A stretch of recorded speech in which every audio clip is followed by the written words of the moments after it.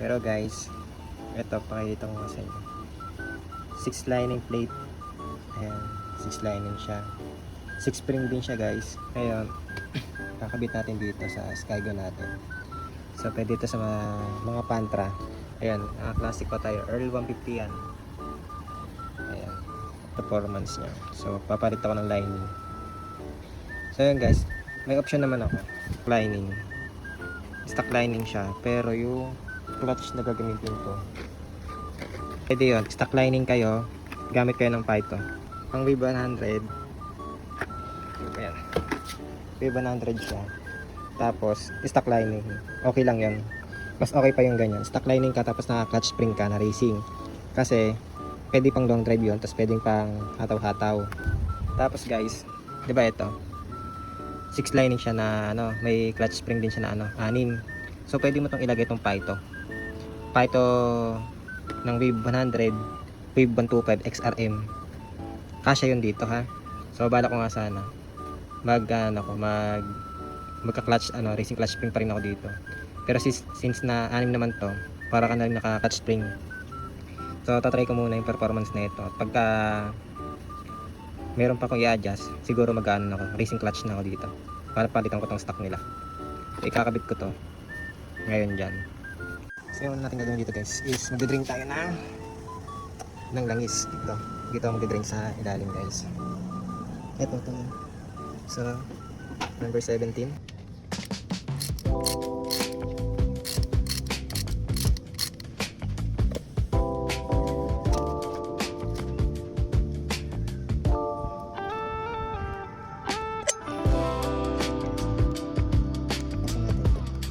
Tapos yung pipe.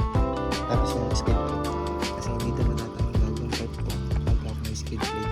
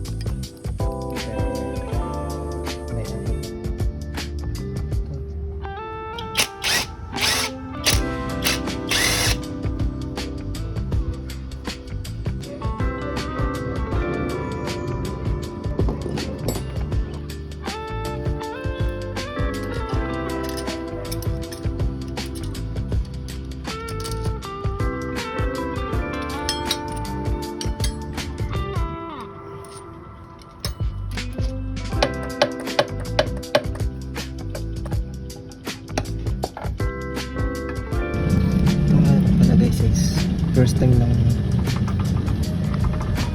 palitan ng lining, as in first time nilang.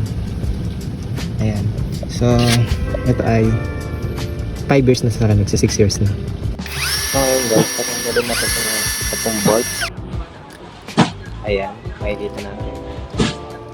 Tapos gamit tayo ng castle wrench. Ayan guys, paluwag yan.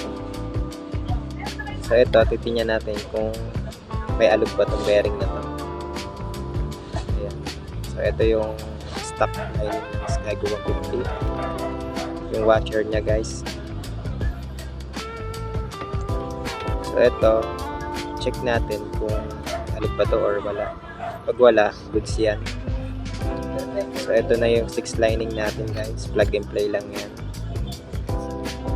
Ayan, pasok na pasok. So pasok din yung bearing na stock natin. Ayan guys. So ngayon babalik na natin itong sa pump. Ayan. May water yung club guys. Tapos carpet. Balik na natin yung tornilyo. Ayan. Tapos bagong gasket syempre para seal na seal rin. Balik na natin yung mga tornilyo niya. Guys, balik lang natin yan lahat. Higpitan natin siya. Hindi ko na pala siya binamitan ng Newton dyan. So yung oil, binalik ko lang ulit yung oil ko. pwede pa naman. So, ayan na guys. Ganun lang kabilis guys.